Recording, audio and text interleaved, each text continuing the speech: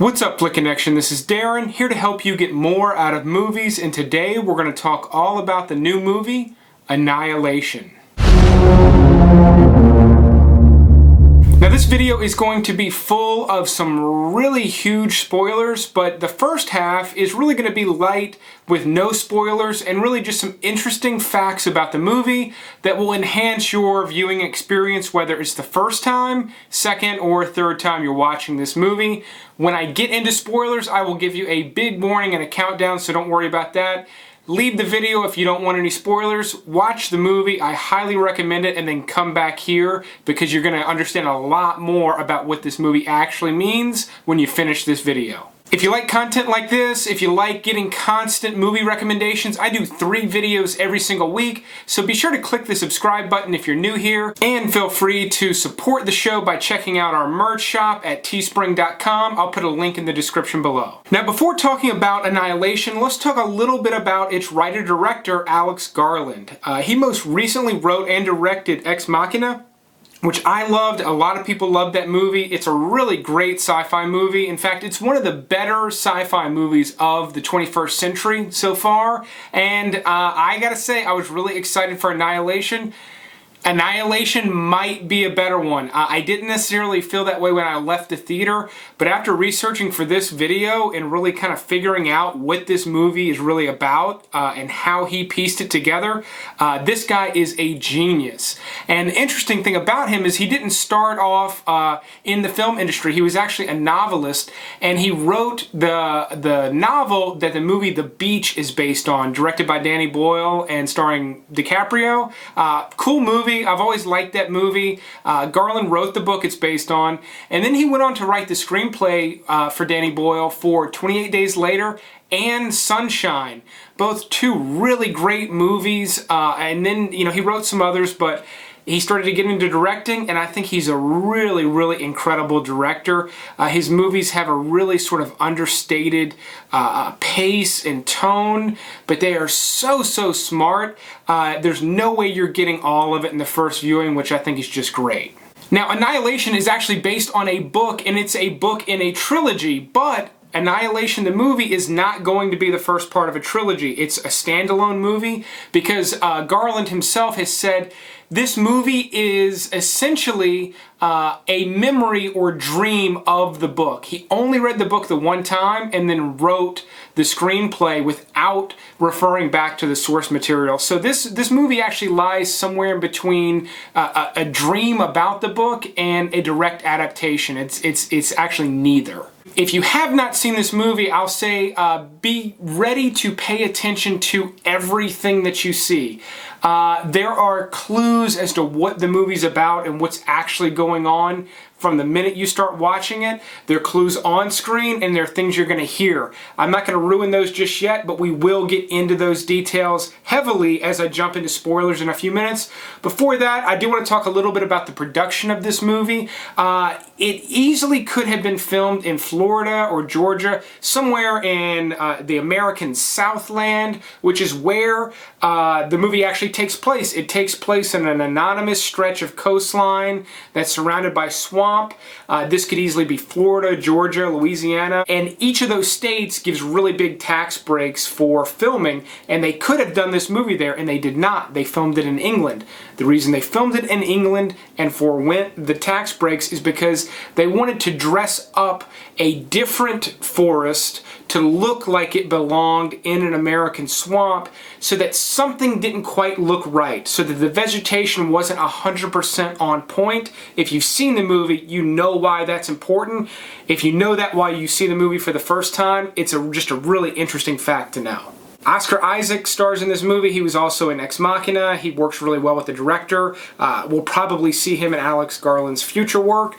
But he was actually filming Star Wars The Last Jedi in England at the same time as this movie on adjacent lots, used the same trailer, and even filmed both movies on the same day on a couple of occasions.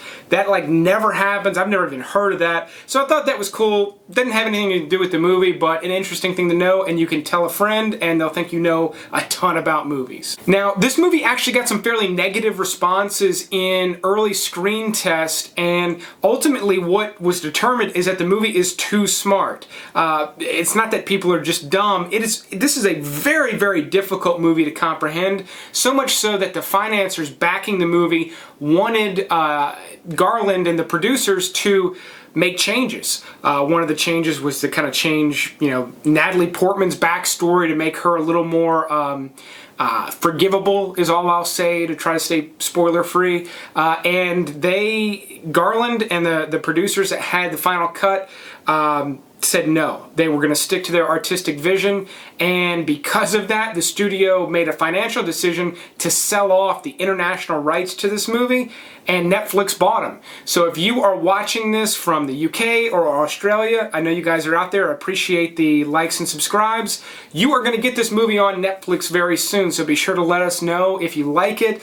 We will probably get it on Netflix as well after it's out on DVD for a little while, but look forward to seeing it soon in those other countries for this really odd reason.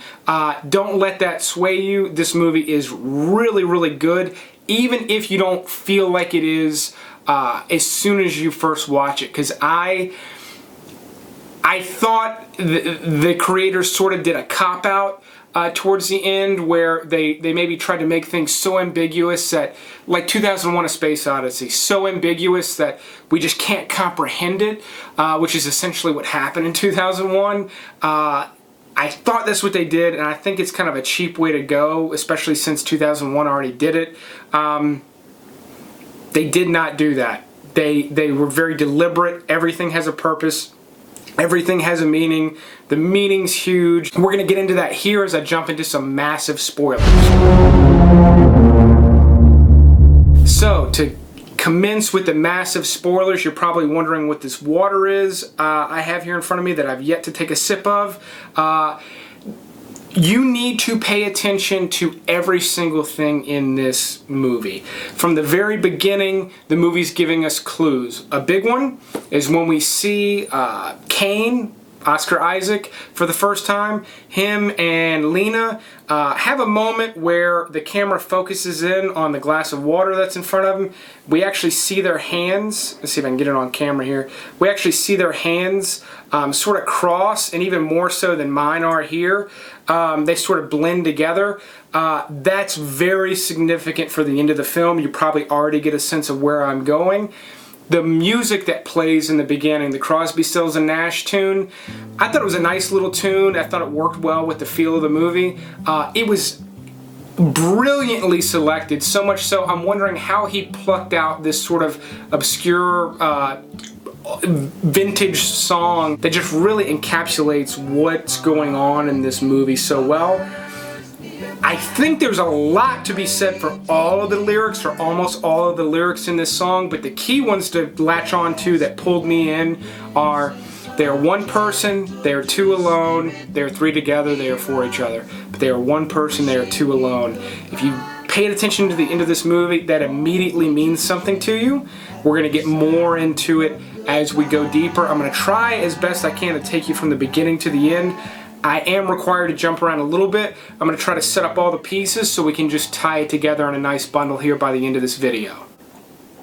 Now, on the surface, what's going on in the shimmer? Well, basically, what we find out fairly early on is that DNA and some other elements, but elements are being combined. We'll focus a little more on DNA, but it appears that other elements are being fused and combined together, and not just elements, but even thoughts, which I'm going to get to in a second.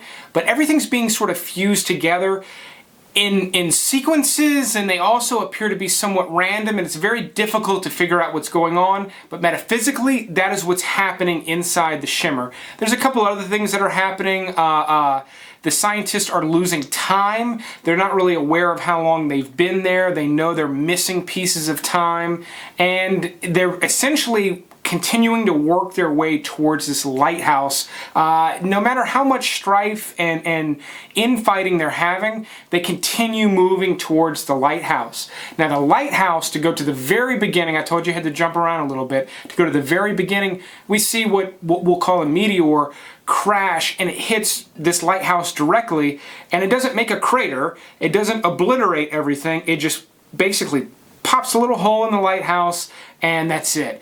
Now, I believe that this lighthouse was selected. It was certainly selected by the creators. It was certainly selected by Alex Garland because it's a symbol of a beacon. That's what a lighthouse is. It's a beacon. That location acts as a beacon throughout the entire story. It's essentially sucking in all the characters, but most specifically Lena, and we're going to talk mostly about her. A French philosopher named Teilhard de Chardin has a theory called the phenomena of man. And essentially what it involves is a line graph that depicts essentially the time on Earth with no life. It's just kind of a straight line. It goes on for millions and millions of years, and then suddenly there's life and there's an uptick, and it's just a single cell. Scientists still debate on the origin of that first single cell. We're going to get to that because that's extremely important for this movie. And then life continues. It begins to get gradually more complex, and then there's man, and then the complexity of life just increases. And the theory is that we're in store for a very sharp incline. It's just a nice, long, steady curve that will just incline very, very steeply unless we're just wiped out by something. And by incline, we mean just become more advanced, life will become more and more just infinitely complex. And that's really what this movie is about on one half, and then it's about the annihilation on the other. And I will say that the title is a little misleading, and I think it's misleading purposely, because while it is about annihilation, it misleads you into what type of annihilation it's actually talking about. Now, life on Earth, as I mentioned, started with a single-cell organism, and while most scientists agree on essentially the breakdown of evolution, they don't agree on the source of that life. Some say it could have arrived here from outer space. It could have arrived on a meteor. Others say it could have arrived on the back of crystals. Some scientists say this could be the intelligent design behind, what we consider to be God. So that's highly debated, but what I believe is happening in this movie is this alien, we're going to call it the alien, is essentially a new form of a single-celled organism that arrives here, and rather than replicating itself over and over again and evolving like the one actually did on Earth, this one is able to sort of fold in on itself and merge things. It's different, and it essentially marks the incarnation of the next phase of evolution of humanity. That's what I think is physically happening within the world of this movie. What does it all mean, though? The tattoo, I'm sure most of you noticed the snake tattoo on Lena's arm. It wasn't on her arm first, you probably noticed that. It just sort of appears there after they've been inside the shimmer for a while, as it's part of the melding of everyone's DNA. But what the tattoo is a snake eating itself in the shape of a figure 8. And what this symbolizes is self-destruction, which is something that gets mentioned multiple times within this story. And being in the shape of a figure 8, it also symbolizes that this is a cycle, a never-ending pattern, and it's on the humans. And that is the crux of the rest of the story. The movie talks specifically about self-destruction. That is the key theme of the movie. That is what this movie is about.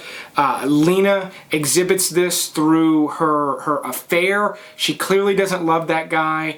It's just a way to sort of destroy what is working in her life. People do this all the time. You probably know somebody that's done it. I know people that have just kind of thrown away good careers for almost inexplicable reasons. So there's that personal side of self-destruction, and then humanity is just self-destructive. We've been destroying each other since tribes started to come across each other, and we don't show any signs of stopping. It's just part of the human condition as we are. And I believe that the alien in Annihilation is essentially setting up an experiment inside the shimmer. That's why things are sequential and then random and everything's different. There doesn't seem to be consistency.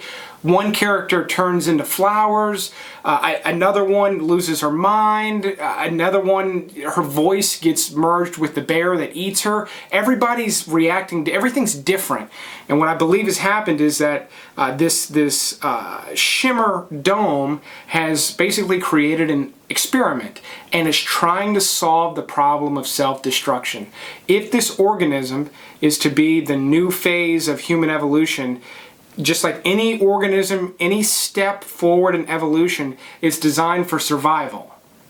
And in order to survive, it needs to overcome self-destructive nature of man, and it solves that problem through Cain and Lena, and it does it in a very interesting way.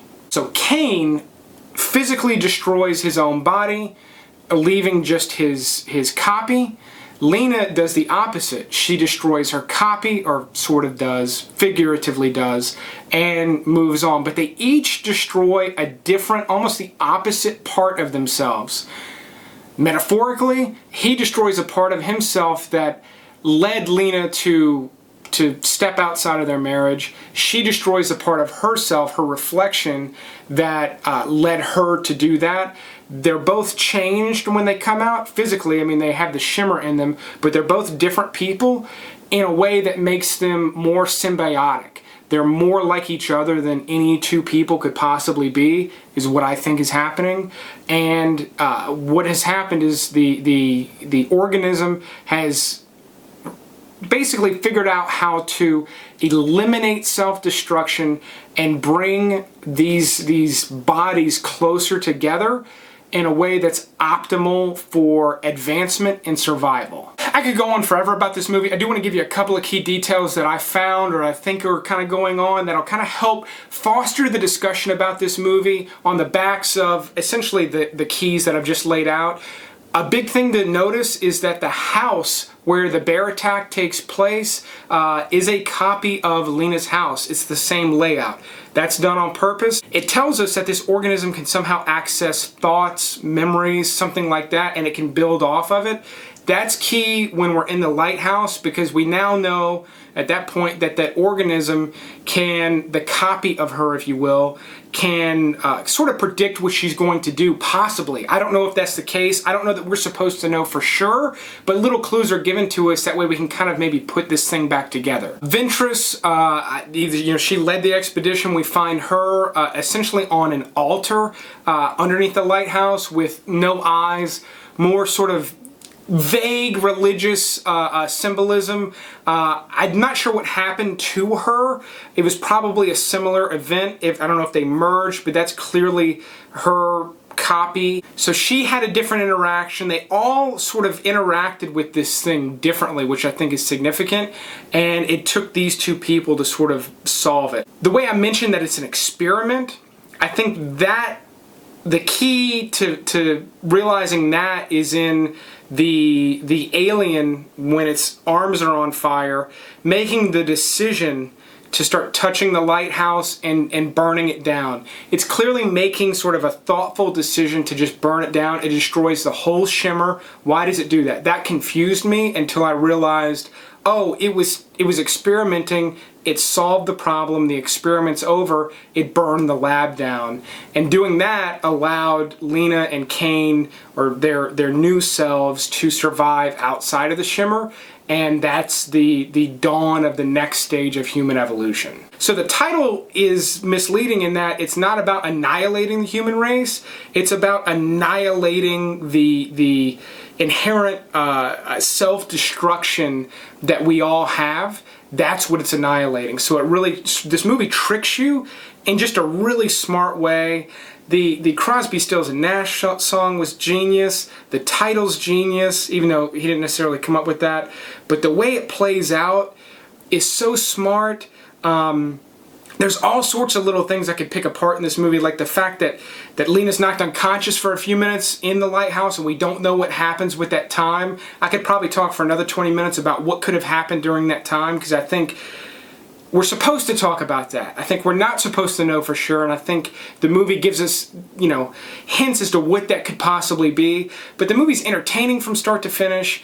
I enjoyed the shit out of it. I'm ready to watch it again. Hopefully you like it when you watch it. Hopefully you liked it when you did watch it. Hopefully you like it more when you rewatch it because of this video. If you got something out of this video, click the like button. Let me know in the comments below. I do want to do something new with this How to Watch series by giving you a musical recommendation to go with the movie. Now this is a debut album by a band called Halos. I recommend it. You can check them out on Spotify. I'll put a link in the description as well. But the music's not like anything that's in Annihilation, but it's kind of ethereal, futuristic, almost like love songs. I've liked this album for a little over a year now. It's fairly new, but I was thinking about it while watching the movie, and particularly after I've listened to it. I think it's just a nice pairing. If you like the musical recommendations, let me know in the comments below, because if you do, I'll keep doing this. I'll keep making these videos as long as you people keep watching them. But thanks for watching this one, and you will see me next time.